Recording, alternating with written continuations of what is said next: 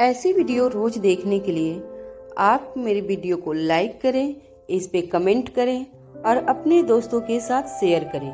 और हाँ, अगर आप इस चैनल पे नए हैं तो इसे सब्सक्राइब करना ना भूलें। यह कहानी है एक लड़की को देखा तो पार्ट 2 का 1641 से आगे की कहानी। सगाई का दिन था मारवा हाउस में। पूरे मारवा हाउस में अच्छी खासी चहल पहल थी। नौकर इधर से उधर भाग भाग कर काम करते हुए दिखाई दे रहे थे।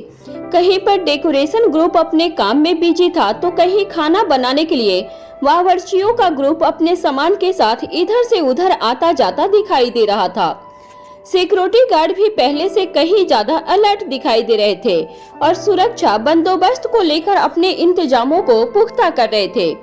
काफी समय के बाद मारवा हाउस में ऐसा कोई बड़ा फंक्शन होने वाला था जिसकी रौनक से पूरा शहर चमकने वाला था, जो मीडिया की सुर्खियों में छाने वाला था। सुबह जागने से बाद सनी, ओंकार और प्रीति भी इस चहल पहल को देखकर काफी रोमांच में थे। वह तीनों ही बात को महसूस कर चुके थे कि आज घर में कुछ खास है और अपनी अपनी जगह पर यह जानने के लिए बेहद उत्सुक थे कि आखिर आज है क्या। लेकिन वह इस खूबसूरत अवसर के बारे में पता कैसे लगाएं, सवाल यह था। अपने सवाल के जवाब को लेकर सनी को बिल्कुल सब्र नहीं आता। उनके जवाबों को जानने के लिए सनी ओंकार के साथ आयशा मारवा के पास पहुंच जाता है। आयशा मारवा हाउस में खुले आसमान के नीचे बाहर ही मौजूद थी और नौकरों को इंस्ट्रक्शन दे रही थी। सनी आयशा मारवा को ढूंढता हुआ वहीं पहुंच जाता है। फिर मुस्कुराकर गुड मॉर्निंग कहने के बाद उससे पूछता है, यह तैयारी किस चीज की चल रही है माँ? क्या घर में कोई फंक्शन है? इस पर आयशा मारवा जवाब देते हुए कहती है, मैं तुम्हारे सवाल का सिर्फ आधा ही जवाब दे सकती हूँ। अगर जानना चाहते हो तो बोलो। सनी आयशा के इस तरह के जवाब पर हैरान रह जाता है।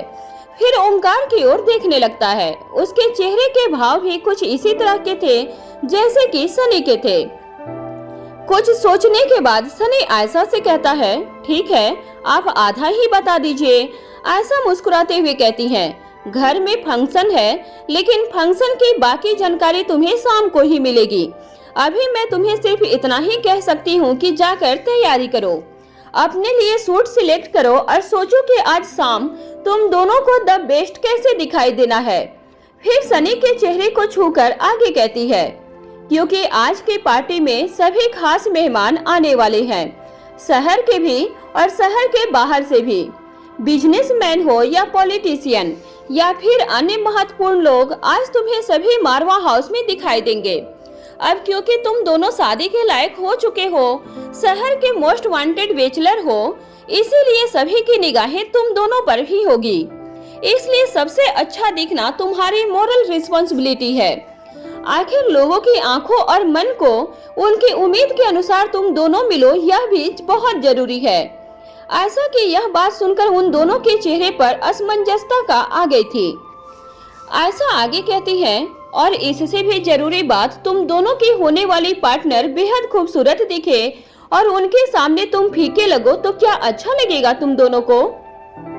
आयशा की यह बात सुनकर ओंकार और सनी दोनों के ही चेहरे लाल हो जाते हैं। अब सनी के आगे कुछ भी पूछने की हिम्मत नहीं पड़ती है और वह कहता है, जी। इतना कहकर वह दोनों वहां से उल्टे पांव लौट जाते हैं। ओंकार और सनी अपने अपने धीमे धीमे कदमों से चलते हुए अपने दिमाग के घोड़ों को दौड़ाते हुए मारवा हाउस के एक लॉन की ओर चले जाते हैं। अब ओंकार कहता है, मेरा किसी भी तरह की तैयारी करने का कोई मन नहीं है। सनी ओंकार के कंधे पर हाथ रखते हुए कहता है, मैं समझ सकता हूँ तुम्हारा मूड क्यों खराब है, लेकिन फिर भी तैयारी तो करनी ही पड़ेगी। प्रीति तुमसे मिलने या बात करने के लिए तैयार नहीं है, लेकिन आज फंक्शन में मौजूद रहना उसकी मजबूरी होगी और वह तुमसे छुप नहीं पाएगी। जब वह तुम्हारी आंखों के सामने होगी तो तुम्हें उससे बात करने का मौका जरूर मिल जाएगा। इसके अलावा जब वह ओंकार की डैशिंग पर्सनालिटी देखेगी तो जरूर पिघल जाएगी और अपना गुस्सा भूल जाएगी। वैसे भी फंक्शन में एक से एक परिवार की अच्छी से अच्छी लड़कियां मौजूद होंगी। जब वह तुम्हें घूरेंगी तो प्रीति को जरूर जेलस फील होगी और वह फिर तुम्हारे पास आ जाएगी। ओंकार सनी की बात पर मुस्कुरा देता है और कहता है, तुम्हारा प्लान तो अच्छा है, लेकिन काश ऐसा ही हो कि तुम जैसा कह रहे हो वैसा ही हो। प्रीति ने जिस तरह से मुझसे मुंह मोड़ा है, मुझे नहीं लगता कि किसी लड़की के मुझे घूरने से या मेरे आसपास आने से उसे कोई फर्क पड़ने वाला है। इस बात पर सनी ओंकार का कंधा थपथपाते हुए कहता है, कोई बात नहीं दोस्त, सब ठीक हो जाएगा। हमें हिम्मत नहीं हारनी चाहिए, अपनी तरफ से हर संभव कोशिश करनी ही चाहिए। ओंकार कहता है, तुम सही कहते हो, यह चांस लेना तो बनता ही है। तभी ओंकार सनी को छोड़ते हुए आगे कहता है, तुम्हारे मन में तो लड्डू फूट रहे होंगे। सनी हैरानी से ओंकार की तरफ देखता है। ओंकार अपनी बात को पूरा करते हुए कहता है, तुम्हारी मुलाकात मुग्धा से जो होने वाली है। अब सनी कुछ नाराजगी जताते हुए कहता है, शहर के सभी खास लोग आज की पार्टी में आने वाले हैं, मतलब उन्हें इनविटेशन पहले ही पहुंच चुके होंगे। किसी ने हमें इस बारे में कुछ नहीं बताया, कम से कम मुग्धा को तो इस बारे में जिक्र करना ही चाहिए था। अब ओंकार कहता है, तुम्हारी लास्ट बार मुग्धा से कब बात हुई थी? सनी जवाब देते हुए कहता है, कल रात को ही हुई थी। आज उसका बर्थडे है, इसलिए मेरी रात में ही बात हुई थी। इतना ही नहीं, मैंने तो आज उसके बर्थडे की प्लानिंग भी की थी। मैंने सोचा था कि हम कहीं बाहर चलकर दिन में मुग्धा का बर्थडे सेलिब्रेट करेंगे और रात को वह अपनी फैमिली के साथ अपना बर्थडे सेलिब्रेट करेगी। फिर भी उसने मुझे इस बारे में कुछ नहीं बताया। अब ओंकार कहता है, पर मुग्धा ने बताया था कि उसके बर्थडे पर उसके डैडी पार्टी ऑर्गेनाइज करते हैं। अगर वह लोग यहाँ आएंगे तो इसका मतलब है कि आज पराशर हवेली में कोई पार्टी नहीं है। अगर पार्टी होती तो डेफिनेटली वह तुम्हें भी इनवाइट करते, और अब तक तो मुग्धा ने इसके बारे में तुम्हें बात बता ही दिया होता। सनी सोचते हुए कहता है, दोस्त तुम सही कह रहे हो, यह बात तो मेरे दिमाग में भी आई थी, लेकिन मैंने इस पर ज्यादा ध्यान नहीं दिया था, क्योंकि इस बार मुग्धा के बर्थडे पर उसकी सगाई प्लान की गई थी और वह भी तुम्हारे साथ। तो मुझे लगा कि तरह तरह के सवालों से बचने के लिए इस बार पार्टी कैंसिल ही कर दी हो। ओंकार कहता है, हाँ यह भी हो सकता है, ऐसा ही हुआ होगा। मुग्धा के फादर उसकी बहुत केयर करते हैं। अभी दोनों दोस्त बात कर ही रहे थे कि इतने में सनी के फोन पर रिंग होने लगती है। जब सनी स्क्रीन को देखता है तो यह मुग्धा की कॉल थी। सनी के चेहरे की मुस्कुराहट देखकर ओंकार को यह समझने में जरा सा भी देर नहीं लगती कि यह मुग्धा का ही कॉल है। ओंकार कहता है, क्या मुग्धा की कॉल है? सनी हाँ में अपना गर्दन हिलाकर मुस्कुरा देता है। अब ओंकार कहता है, तुम बात करो, मैं अभी आता हूँ। ओंकार को रोकते हुए सनी कहता है, मैं भी तुम्हारे साथ ही अंदर चल रहा हूँ। यहाँ पर बात करना ठीक नहीं होगा, यहाँ बहुत चहल पहल है। आते जाते किसी न किसी के कानों में हमारी बातचीत पड़ेगी तो बाद में सब मुझे छेड़ेंगे। ओंकार सनी की बात पर मुस्कुरा देता है। सनी मुग्धा की कॉल कट करके उसे मैसेज कर देता है, मैं अभी 5 मिनट में कॉल बैक करता हूँ। इसके बाद दोनों दोस्त सनी के कमरे की तरफ चले जाते हैं। ओंकार कमरे में रुकता है और सनी बालकनी की तरफ चला जाता है। सनी के दिल की धड़कनें तेज हो गई थी, कान लाल हो गए थे। वह खुशी से अजीब सी कपकपी महसूस कर रही होती है। वह पूरे उत्साह के साथ मुग्धा को कॉल मिलाता है। जैसे ही मुग्धा फोन उठाती है, सनी कहता है, once again happy birthday my birthday girl. अब बताओ क्या कुछ खास प्लान है? फिर प्यार से नाराजगी जताते हुए कहता है, तुमने मुझे बताया क्यों नहीं कि आज तुम भी मारवा हाउस आने वाली हो? मैं बिना वजह की तरह तरह की प्लानिंग करने में लगा हुआ था। अब मुग्धा खुश होते हुए कहती है, सबसे पहले हमारी इस गलती के लिए आप हमें माफ कर दीजिए।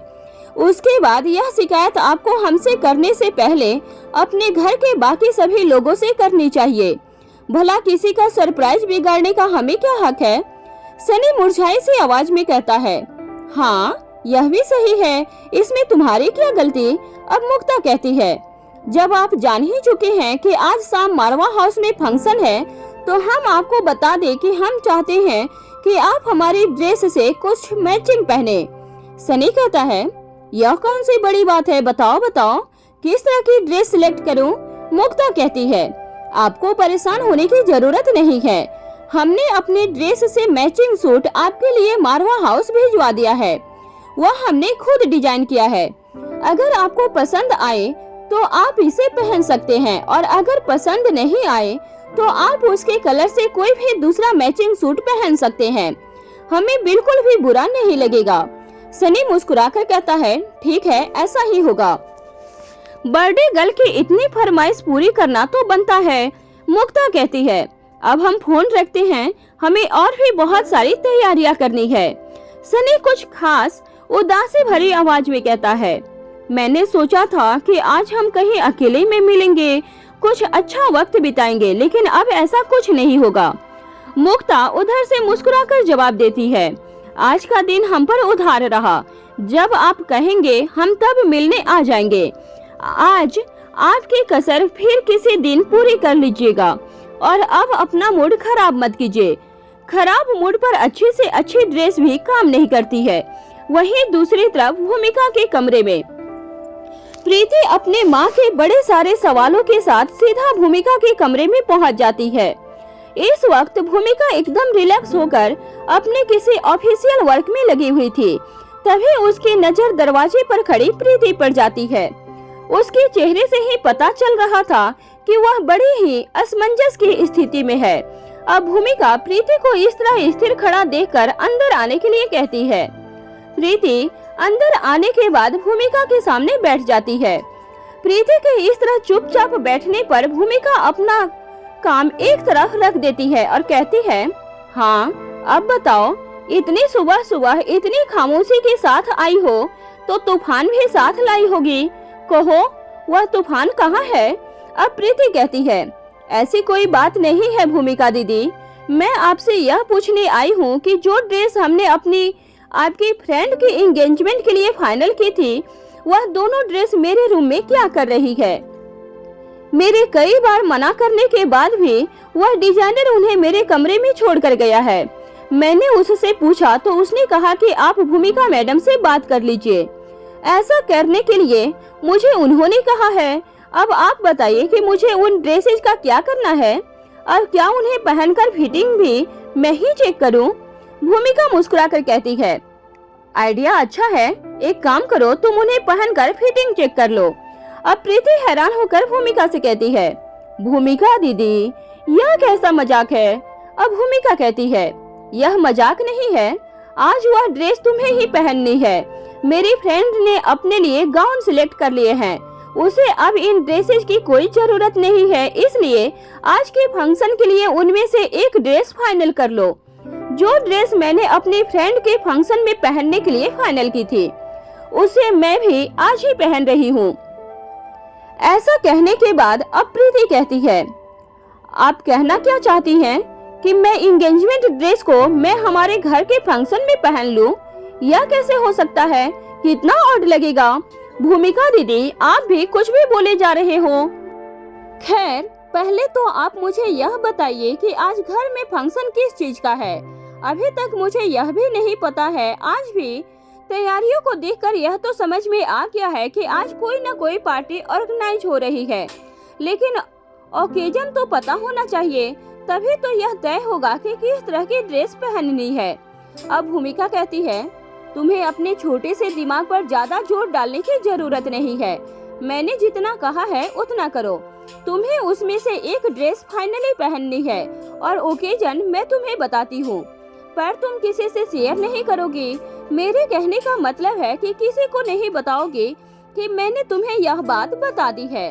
प्रीति भूमिका की बात सुनते ही छोटे बच्चों की तरह अपना मुंह बंद करके जोर जोर से गर्दन हिला देती है और फिर अचानक से उसके चेहरे पे बड़ी सी स्माइल आ जाती है, जैसे कि उसे कोई खास राज पता चलने वाला है। अब भूमिका कहती है, आज मुक्ता का बर्थडे है, हम उसका बर्थडे मारवा हाउस में सेलिब्रेट कर रहे हैं। आज मुक्ता प्रिंसेस से किसी भी मामले में कम नहीं दिखाई देगी। अब यहाँ पर उसकी अच्छी दोस्त तुम हो, इसलिए तुम्हें किसी भी मायने में मुक्ता से कम नहीं लगना है, क्योंकि सबकी नजरें उसके साथ साथ तुम पर भी होगी। इसके अलावा यह मारवा परिवार की शान की भी बात है। तुम खुद को मेरी की तरह मारवा परिवार की बेटी की जगह पर समझो। अब प्रीति कहती है, भूमिका दीदी बर्थडे गर्ल को तो सबसे अच्छा लगना ही चाहिए, मुझे उसकी तरह तैयार होने की क्या जरूरत है। अब भूमिका कहती है, जरूरत है?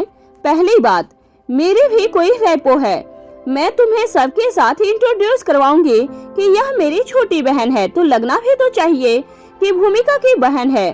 दूसरा, यहाँ हर लड़की विश्व सुंदरी बनकर आने की कोशिश करेगी, वह तुम्हारी बर्थडे गर्ल के बारे में नहीं सोचेगी और न ही तुम्हारे बारे में सोचेगी। तीसरा, मैं भी तो वेडिंग एंगेजमेंट टाइप की ड्रेस पहन रही हूँ ना, तो तुम्हें क्या दिक्कत है? अब प्रीति कहती है, नहीं नहीं, दिक्कत कुछ नहीं है, बस थोड़ा सा अजीब लगेगा। अब भूमिका कहती है, हाँ हाँ ठीक है, थोड़ा अजीब ही लगेगा ना, बट इट्स ओके। अब जाओ और जाकर आज शाम के लिए तैयार होने की तैयारी अभी से शुरू कर दो। अब प्रीति के चेहरे पे अजीब से हाव भाव दिखाई देते हैं। प्रीति कहती है, आर यू श्योर भूमिका दीदी? अब भूमिका कहती है, एक ही सवाल को घुमा घुमा कर पूछने से मेरा मन नहीं बदल जाएगा। देखो तुम्हें विश्वास नहीं है, मैं तुम्हें अपनी ड्रेस दिखाती हूँ।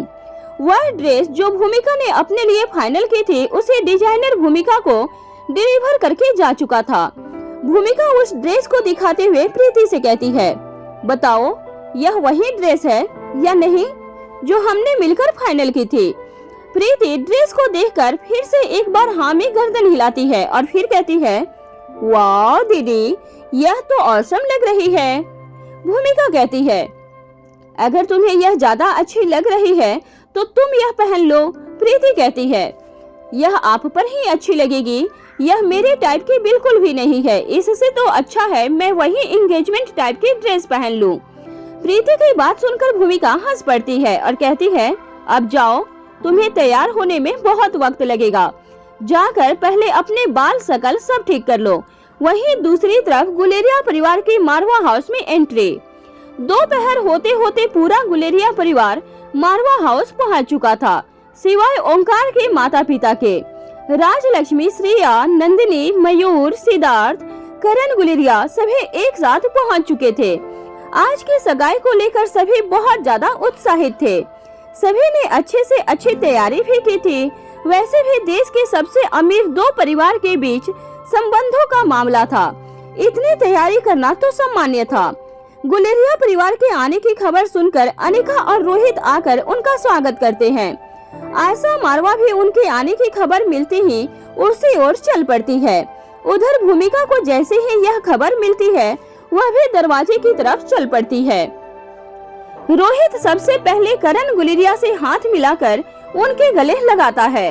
उसके बाद बारी बारी सिद्धार्थ, मयूर आदि से भी हाय हेलो करता है और पूरे जोरों शोरों से उनका स्वागत करता है।